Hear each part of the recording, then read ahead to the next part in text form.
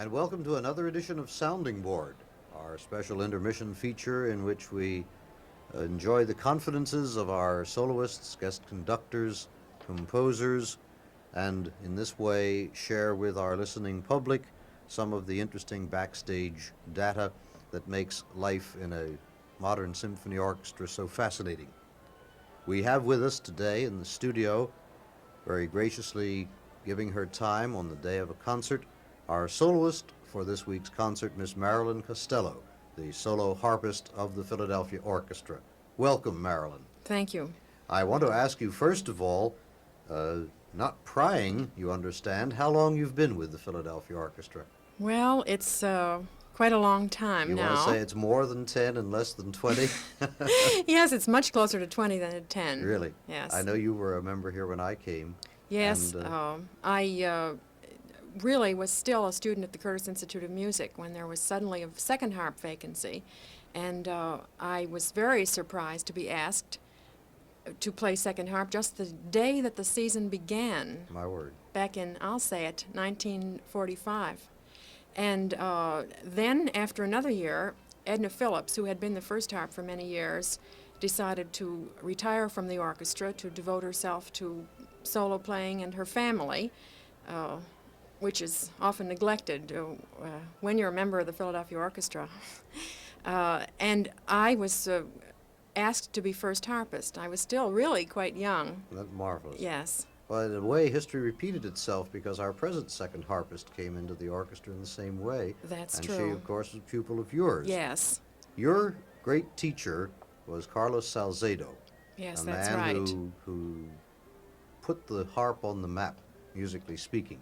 Tell us a little bit about your years with Mr. Salcedo, and perhaps you could evaluate his contribution to harp playing. I'd be happy to. I, of course, have think a great deal of my teacher, Mr. Salcedo, and his work with the harp.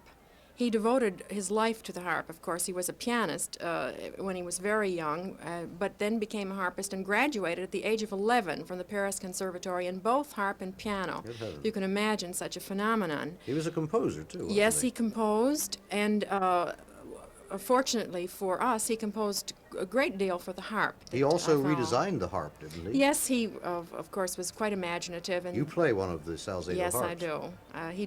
He thought the harp looked old-fashioned. He thought the music was old-fashioned and the harp looked old-fashioned, so he really... Well, he was a complete pedagogue in many respects. Yes, he was. And Yes, he was. it pleases me very much to explain to our listeners that you have now succeeded him as the teacher at the Curtis Institute of Music. Yes, I'm very, really quite honored to fill that post. Well, you continue the tradition. Yes, and I try to give my pupils an idea of what they will have to expect when they become harpists in symphony orchestras, and to try to teach them as much as I can the technique of playing in an orchestra. Let me ask you briefly about the work, the Concerto Serenata of Rodrigo that you're playing this week's concert. How did you find this work? Was it brought to your attention? Well, there's a very great harp soloist, a man, Nicanor Zabaleta is his name. He is really very well known throughout the world. He devotes himself entirely to solo harp playing, and he has the time and the means of finding works for the harp, discovering old works that we never would even know about if it weren't for him. He's really contributed a great deal of valuable literature He's for us. Spanish also? Yes, he is, although I think his home base is Puerto Rico, but he travels all over the world, but actually he's born in San Sebastian in Spain. And he commissioned this work from Mr. Rodrigo, who is the teaches at the University of Madrid, a blind composer. Really? Yes, who has written also something for the guitar for Andres Segovia. Well, there's a close affinity There in is, sound. yes. And Mr. Zabaleta commissioned this work and brought it out, performs it, and has recorded it, as a matter of see. fact. And I thought it was quite attractive and Well, gay. it's a and- charming work, Yes, it is. As your husband said, listening to the rehearsal a few minutes ago, it's a fun piece. Yes, And I think that sums it up perfectly well. yes. Ms. Costello, our time is unfortunately up. I want to thank you for taking the time today when you have a performance ahead of you to share with us your memories and your ideas about your beloved instrument, the harp. Thank you very much. I've enjoyed it very much.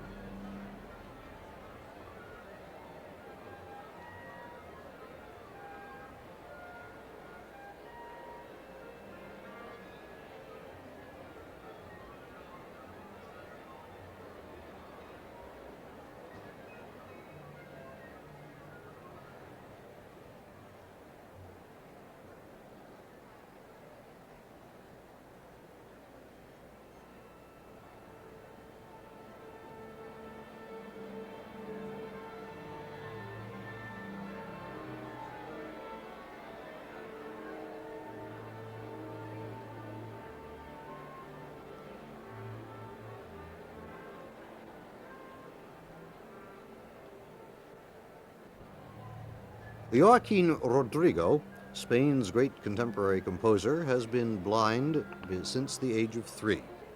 His musical talent was recognized and encouraged by influential musicians in his native province, Valencia. He studied for 5 years at the École Normale de Musique in Paris, becoming one of the favorite pupils of Paul Dukas. After his graduation, he continued his studies in both history and musicology.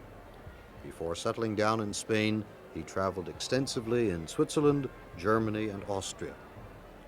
In 1939, Senor Rodrigo came to Madrid, where he was eventually named Professor of the History of Music at the Central University. The Concerto Serenata, literally a serenade concerto, was composed in 1954 for the famous Spanish harpist Nicanor Zabaleta. The title of the first movement, Estudiantina, is taken from a student custom in Spain that goes back to the 16th century. Members of an estudiantina, a student group, go through the streets playing guitars, mandolins, violins, flutes, and other instruments. The student procession is colorfully depicted in the delightful march theme that forms the basis of this opening movement. The intermezzo, which constitutes the slow movement, is serene in character, characterized by smooth canonic writing. The finale is called a sarao and depicts a gala festival in Madrid. The movement is characterized by colorful orchestration and lively Spanish rhythms. Our audience in the Academy of Music is now welcoming the appearance of the first harpist of the Philadelphia Orchestra and this week's guest soloist, Miss Marilyn Costello, followed by our conductor, Eugene Ormandy.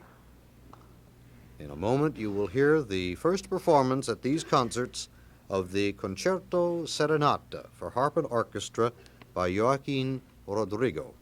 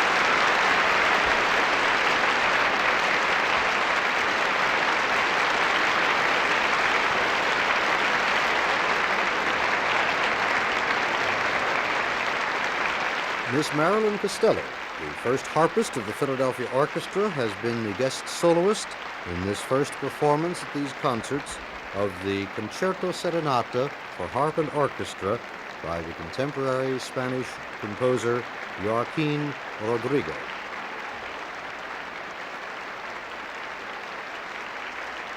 To conclude this week's concert, Mr. Ormandy has chosen the ever-popular suite from the opera Der Rosenkavalier by Richard Strauss. This work was premiered as an opera in 1911 and fulfilled the promise that Strauss had made after the iconoclastic Electra and Salome that his next opera would be a Mozart opera.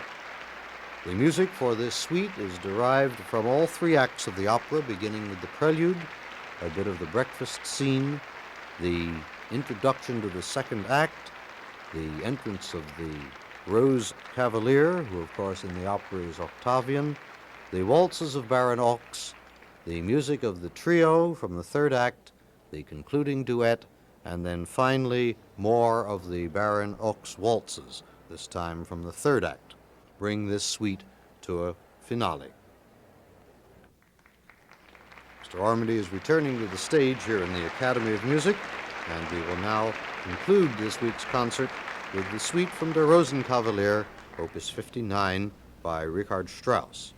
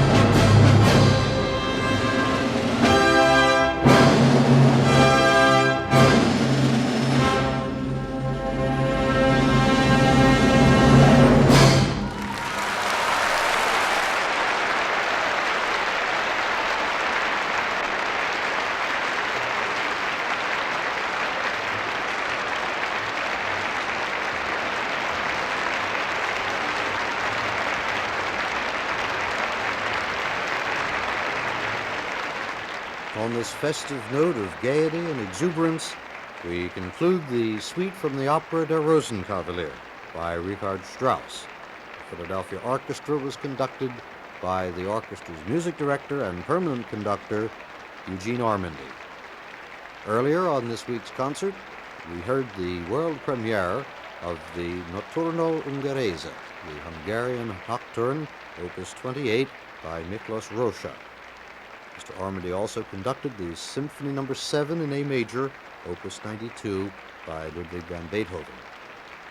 The orchestra's first harpist, Miss Marilyn Costello, was the featured soloist in the first performance at these concerts of the Concerto Serenata for harp and orchestra by the contemporary Spanish composer Joaquin Rodrigo.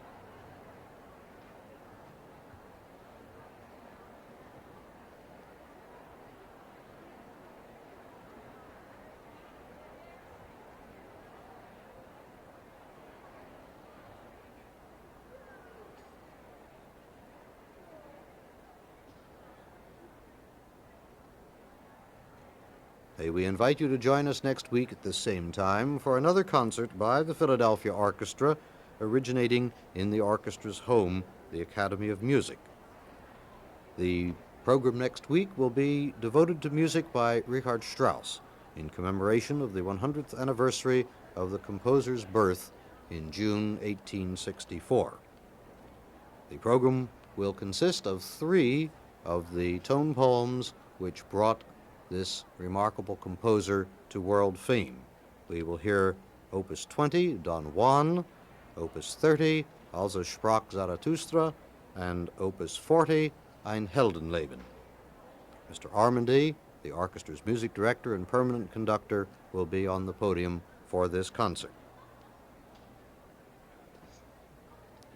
Program material has been supplied by John Briggs. Your commentator has been William Smith. Your recording engineer, Albert L. Barco, Jr.